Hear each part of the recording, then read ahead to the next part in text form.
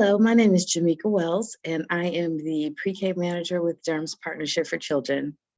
My role within the NC pre-K program is to oversee the administration and implementation of the NC pre-K program here in Durham County, as well as work collaboratively with Durham pre-K to implement that program in Durham.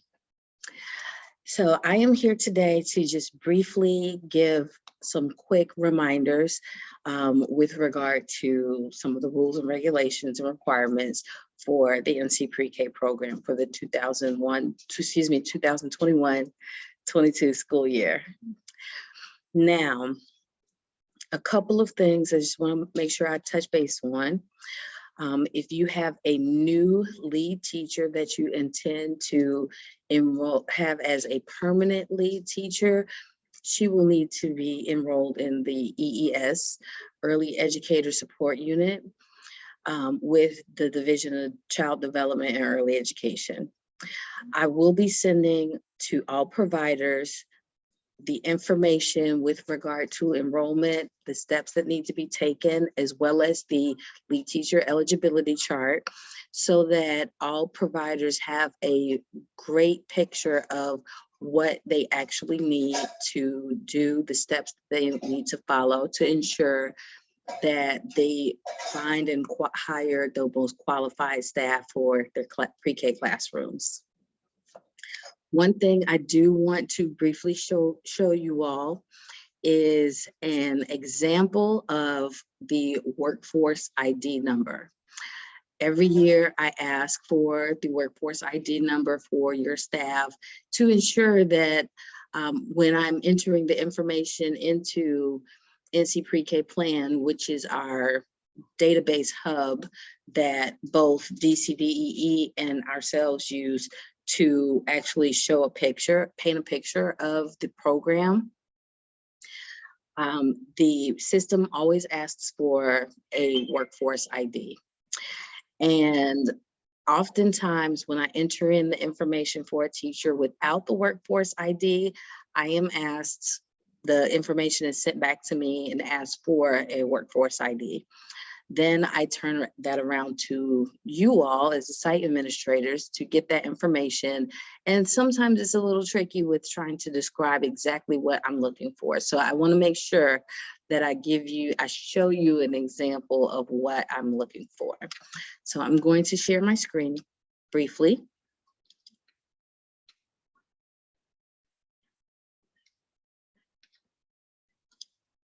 Just a moment.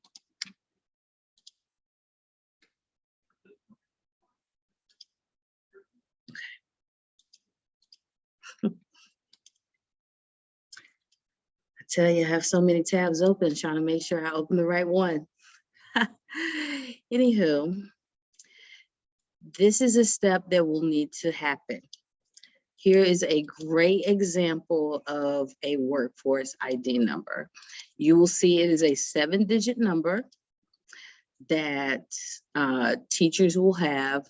I usually see this on a teacher evaluation letter, a DCDEE evaluation letter that a teacher has received. And oftentimes I will direct the site administrator and or teacher to that information to ensure that they know exactly what I'm looking for. And so I just wanted to show you that. All of this information here are the steps and the information with regard to enrollment in the EES, and I will certainly send this out as soon as possible, just so that you all know what we know in regard to this. Additionally, I want to just briefly remind you all that we are that you are in year 2 of your 2-year contract for the NC Pre-K program. So all of the compliance requirements and guidelines that were in the addendum attached to year 1 still in play. And additionally to that, we received interim guidance from the Division of Child Development and Early Education's NC Pre-K department for reopening this school year. So a couple of things that you know, I've sent this information out, but I will reiterate it again. Couple of things. One, the division currently expects in-person traditional services. The only time there are exceptions to in-person learning is if the child has to quarantine due to COVID, if the child has another medical need that causes them to not be able to attend school in person, and or if the site has to close to due to quarantine. In those situations, you must offer remote learning to your NC PreK students. You also have to have your teachers do remote learning moments and check-ins on a regular basis. Please refer to the interim guidance that I did send out earlier if you have further questions or would like to get further details. I am also more than happy to answer any questions that you may have with regard to that. Another thing that was a point of interest for all of us is that DCDE will be waiving the 12-week long-term sub maximum time frame limits this year again. So if you by chance are struggling to find a qualified staff, we can potentially put a long-term substitute teacher in place. However, there are some requirements and guidance with regard to those substitute teacher eligibility criteria. Some of the substitute lead teachers cannot have a related degree. They must have at minimum a associate's degree in early childhood or child development. And so if it is a 4-year degree, it would still need to be in early childhood or child development. However, I will also say, if you have a teacher who you are looking to put as a long-term sub who has a 4-year degree in early care and education or child development, maybe have a conversation to see if they will be interested in getting their BK license and becoming a permanent lead teacher. Definitely want to support your staff and ensure that, you know, you build them up so that, you know, you all have a strong program as well as them having a strong professional development. Lastly, the piece de resistance. In the interim guidance for reopening, DCDEE has also decided at this time to provide reimbursement on allocation for services rendered from August to November, and then we'll transition to reimbursement on attendance and enrollment for services rendered December through June. So that I say that to say, you know, the Division of Child Development and Early Education heard you, and they are definitely doing what they can to work with you with regard to that.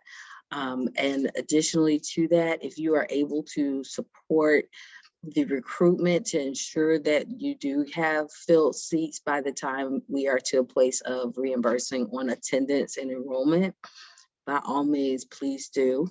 Please contact me if you have any questions with regard to that. I am more than happy to provide guidance and suggestions. I'm also open to receiving any suggestions or guidance, as well as feedback with regard to the program. At any point, at any time, you know, I am definitely available to the providers as well as the teachers. More than happy to assist you all. One of the things that has come down the pike that has been written into legislation in the Read to Achieve legislation, I believe is what it is a letters training professional development opportunity for lead NC PreK teachers. specifically. At this time, the Division of Child Development and Early Education only has the funding for lead NC Pre-K teachers, certain instructional coaches, and instructional consultants. However, if in the event that in the future they do have further funding for more individuals, they will let us know, and they will invite further the assistant teachers and what have you for that. This will entail 24 hours of professional development that is required by written into legislation for a lead NC Pre-K teacher over the span of a year.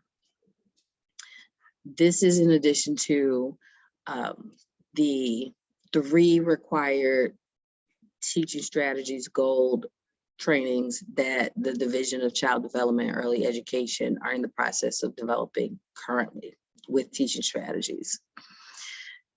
At this time, we are not, the contract administrator is not who actually provides that training.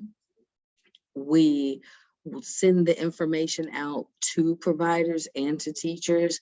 However, we don't actually put together those trainings. We will have some optional teacher trainings throughout the school year. We have sent the teacher training calendar with the topics that we are looking at having for the school year. However, many of those will be optional in response to the 24-hour letters training, as well as the 3 required teaching strategies goal trainings. So at this time, I just wanted to, again, touch base briefly with you all to run through a few of the requirements and some of the compliance things and provide some updates with regard to that. I will be sending out the information for enrollment for the EES, as well as any updates with regard to the program requirements and any news that comes down hot off the press with regard to reimbursements or any changes that the Division of Child Development and Early Education has provided from the interim reopening guidance. If anyone has any questions or anything like that and would like to reach out to me, you can email me at Jameka, Jameka @dpfc.net, or you can give me a call at 919-403-6960, extension 214. Thank you. Welcome. It's going to be a wonderful, wonderful school year. Be safe, stay healthy, and I look forward to working with you all this school year. Be blessed. Bye-bye.